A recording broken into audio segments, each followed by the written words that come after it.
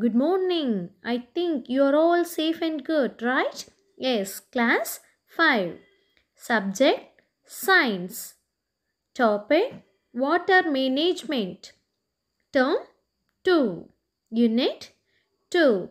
Okay, in last class we learned about water. Now I ask questions about that topic. Are you ready? Yes, first one. Name some sources of water.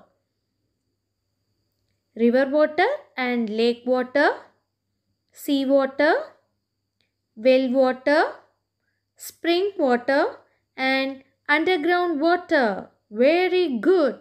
Second one. What is saline water?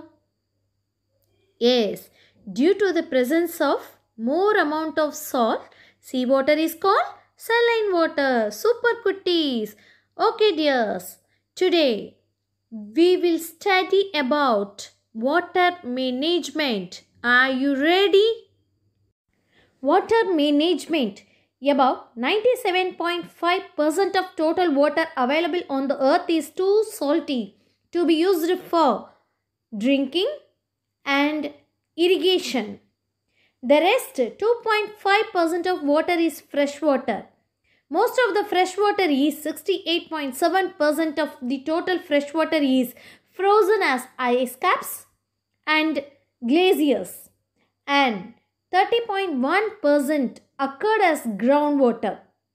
Out of the remaining 1.2% of the water, about 0.9% occurs as moisture in soil, air, and in bodies of living organisms. The rest 0.3% constitutes fresh surface water sources such as rivers and lakes.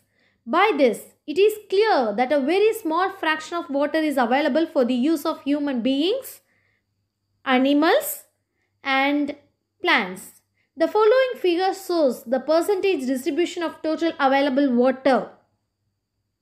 First one, fresh water management. Water management is the activity of planning, developing, and managing the optimum use of water resources. Water which is obtained naturally from the ice sheets, ice caps, glaciers, icebergs, ponds, lakes, rivers, streams, and underground are called fresh water. Fresh water is having low concentrations of dissolved salts. Nowadays, we don't get enough rainfall and except few. Most of the rivers are drained. Due to the recent changes in the climate, we don't have water in lakes and ponds. People in many countries suffer because they don't have water even for their basic needs. So we need to manage the available water. The next one, rainwater harvesting. The process of collecting rainwater from the rooftop of the buildings is called rainwater harvesting. In this system, rainwater is stored into a storage tank for later use.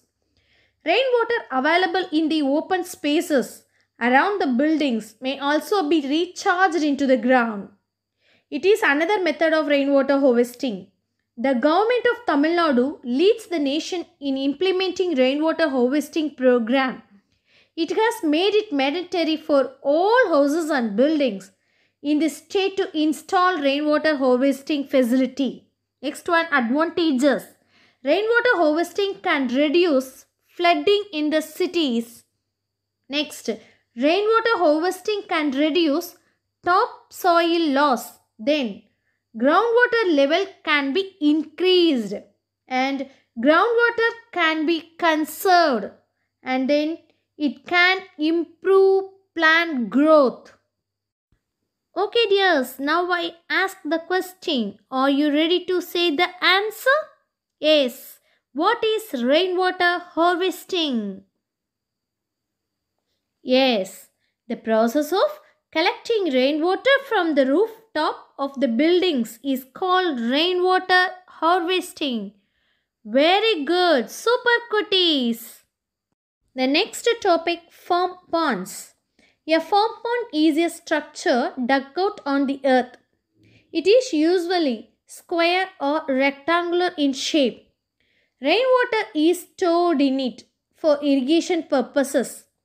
It is surrounded by a small bund which prevents erosion on the banks of the pond.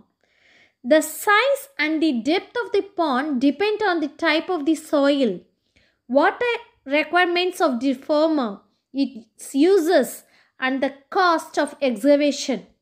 Water is conveyed to the fields manually by pumping or by both.